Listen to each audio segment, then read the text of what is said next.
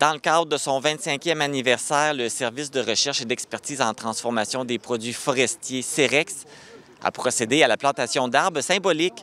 D'autres activités s'en suivront et pour connaître tous les détails, je vais aller rencontrer Danny April, co-directeur général par intérim du CEREX. Alors, je vais me demander à M. Landry d'utiliser le trou que j'ai déjà préparé d'avant pour planter l'arbre. Les arbres qu'on a eus sont accompagnés d'un guide pour s'assurer qu'on les plante dans les meilleures conditions possibles. C'est des érables rouges, un arbre magnifique, particulièrement à l'automne.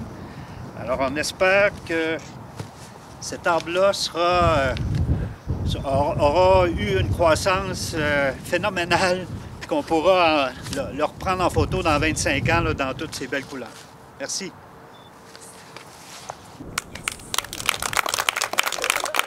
Danny April, bonjour. Bonjour.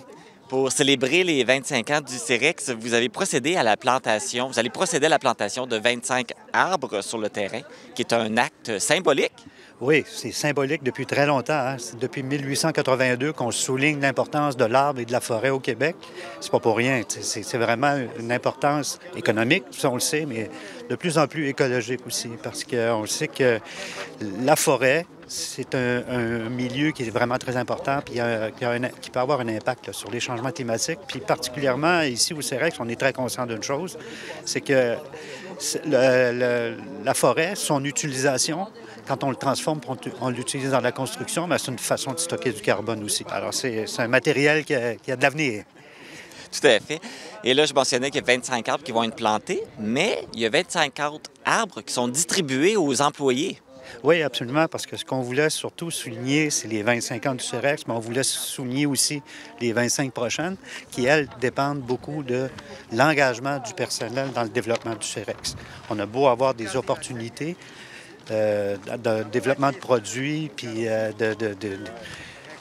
d'implication dans les industries pour faciliter finalement la transformation, mais ça dépend beaucoup de l'engagement du personnel. Alors, il y a des compétences ici à l'intérieur au CEREX là, qui m'ont vraiment surpris parce que ça fait pas très longtemps que je suis ici, qui sont vraiment très intéressantes puis qui sont gages d'avenir pour les Donc, danseurs. c'est un symbole de la poursuite de la relève. Oui, absolument. Il y a comme on le disait tantôt, il y a de l'avenir pour l'utilisation de la forêt, ça, du bois là, dans la construction, il n'y a pas de doute. Là.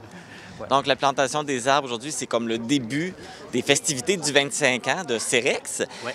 Il va y avoir d'autres activités qui s'en viennent. Oui, bien, il y en a une qui est très importante. Puis là, on fait un appel à la population générale. Le 15 juin, en après-midi, il y a une journée porte ouverte dans laquelle il va y avoir des démonstrations. On va pouvoir faire le tour des installations. Il va y avoir un petit côté interactif, finalement, aux visites. Mais je pense que ça vaudrait la peine là, aux gens, même s'ils ne sont pas impliqués directement là, dans la transformation des produits forestiers, de venir faire un tour. C'est une fierté...